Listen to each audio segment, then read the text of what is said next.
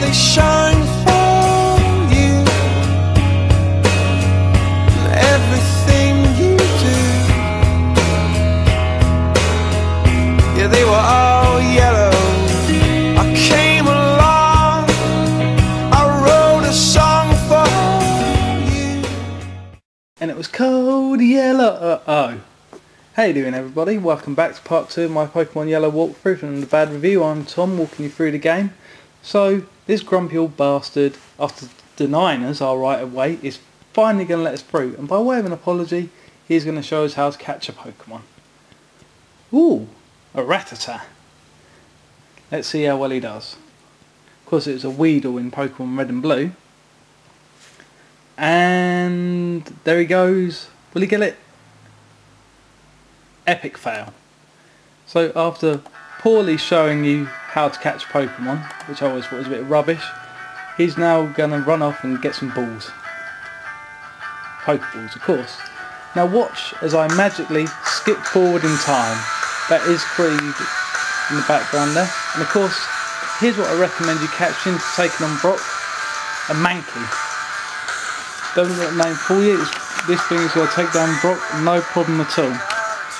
You want to catch it, level it up to level 7 or 8, where it learns low kick, and it will take Brock down no problem, because of course you all know Pikachu is useless against Brock.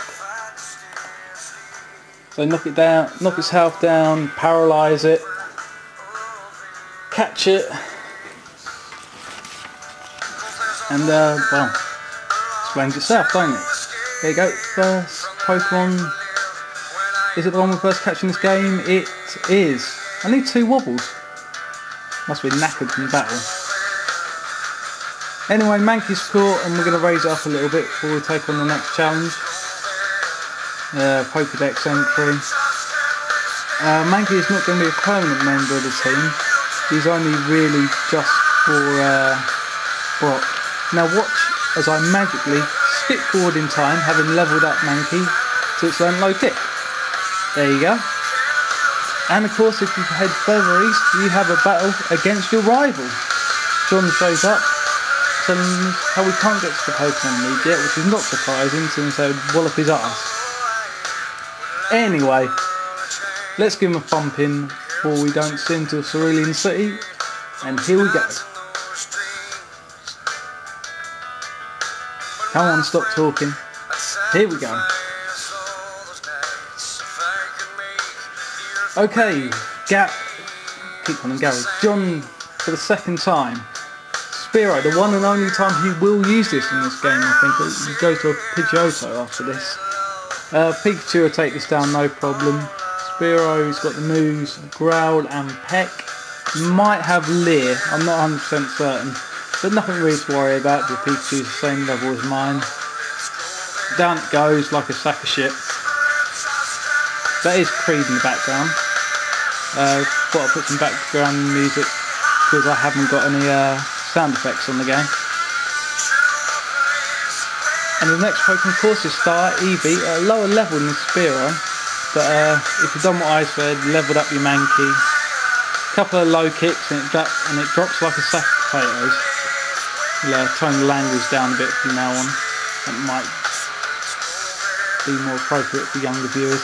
If you don't like the intro music, Yellow again suggests music you'd like to hear in the background.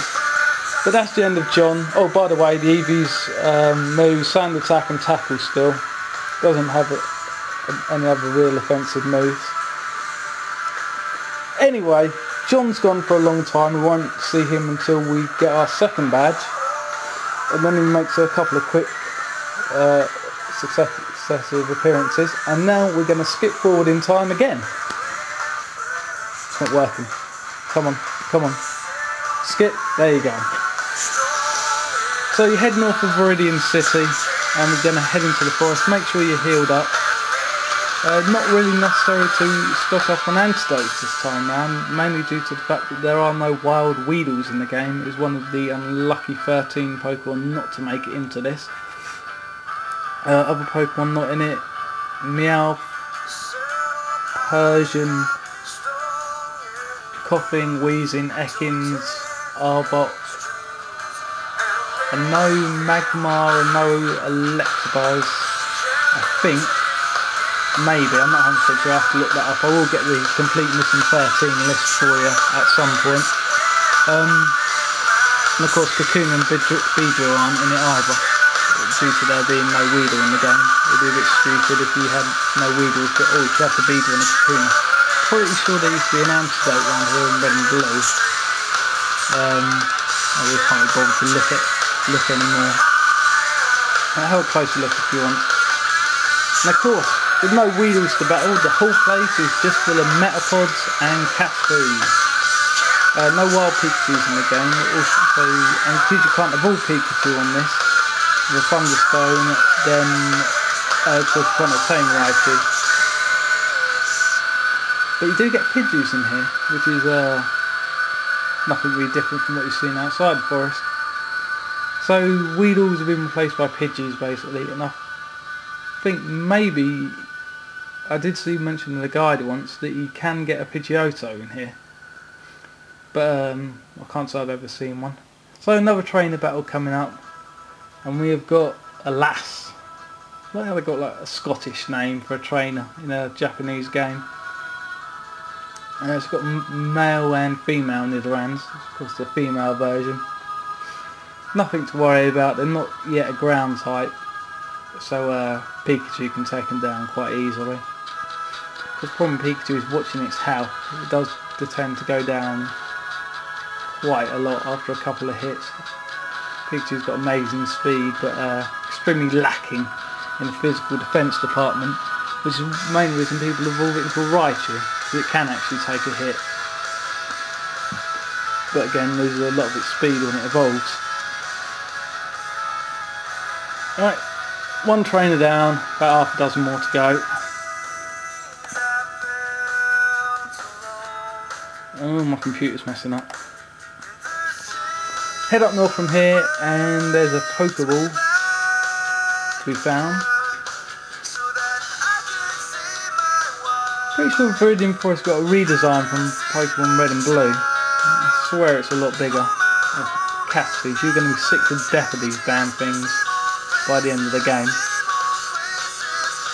Well, the end of it, well, until you get to Mount Moon, you'll be seeing these things left, right and centre, so get used to them.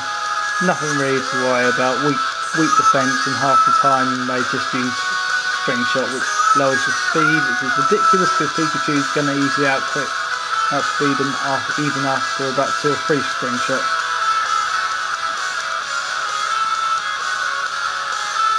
And our second battle,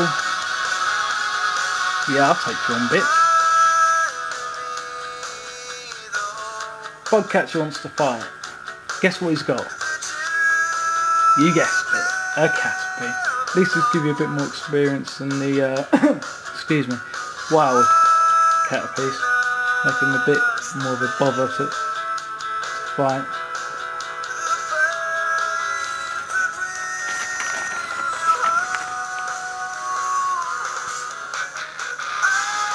So if you want music changes in the game, just leave me a comment below, and I'll see if I can download it and just pop it into the background there.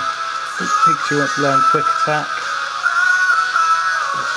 Basically Pikachu's equivalent of Tackle in the game, but always guaranteed to go first unless your opponent also uses Quick Attack. I'm not sure if Extreme Speed outquicks it. If both of you use Quick Attack at the same time, then it's determined by who has the highest speed stat, I assume. With regards to the team, no permanent decision has been made yet on what I am going to use. I was going to use the 3 Kanto starters in the team, but people then have seen that I'm a Pokemon anime fanboy. So I love the games, but I think most people will agree that the main reason Pokemon's popularity didn't continue as much now, and the reason it's not popular with people over the age of 16 or so, is the fact that the anime did make it come off rather babyish when the games are actually pretty good. You know, they've got great longevity, adventure, and it's got a solid concept. but I think the anime kind of ruined it. Yo, you can't jam out if you're a Pokemon trainer. That always annoyed me. You can't jam out. Why can't you say you can't say no to a battle? I swear other trainers in this game have refused a battle with me. It's like, how the hell can they refuse and I can't? You know, I'm rambling off point. With regards to the team, I've never been a big fan of Squirtle. I never saw his appeal. So I'm probably not going to use him in the team unless people start asking for Squirtle. In regards to Bulbasaur, I love Bulbasaur, don't get me wrong, but now, yeah, grass Pokemon have far too many weaknesses. It's just not to be very effective in a team. So he probably won't make it in either. We all know Charmander's awesome, but it's a toss-up between him and Growlithe at the moment. Who's going to get in the team? But if you want to say Squirtle or Bulbasaur or even Mankey, you know, just type in a comment below, see what you would like to see in the game, see me use. I'll pop it in, give you credit, and put who I've suggested it in the credits. I stand alone in the background for you there. I'm sorry if you don't like the music, it's just the first few things I pulled off my laptop, popped into a playlist so it plays automatically while I'm playing.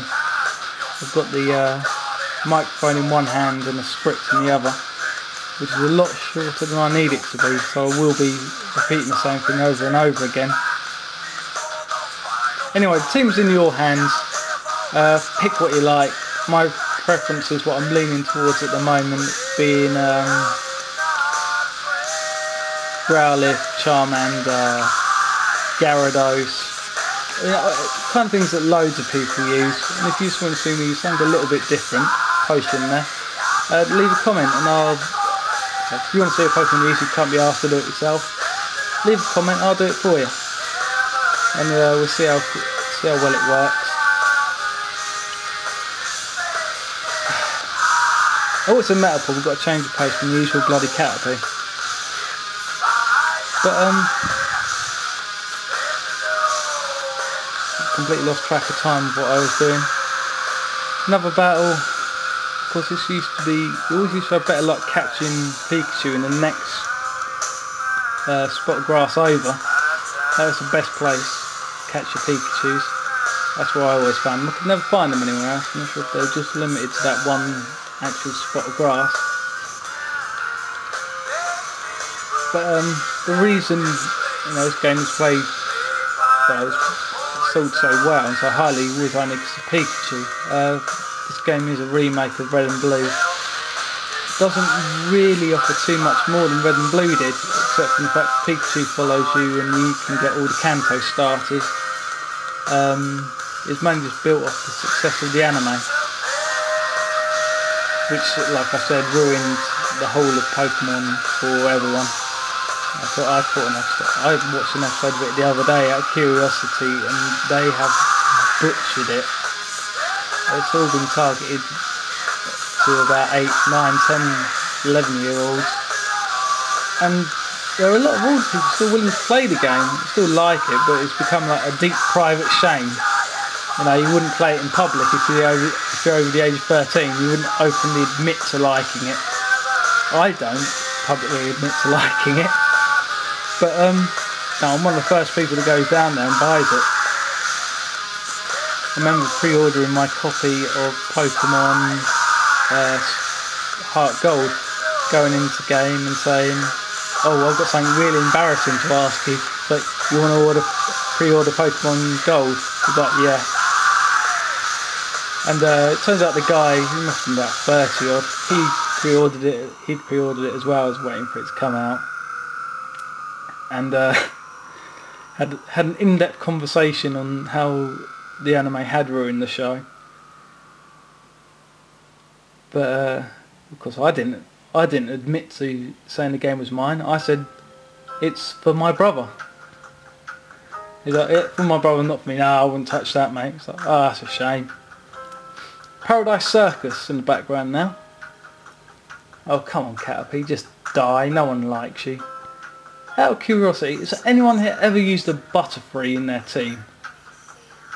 I've never, always hated Butterfree. Don't know why, can't stand it.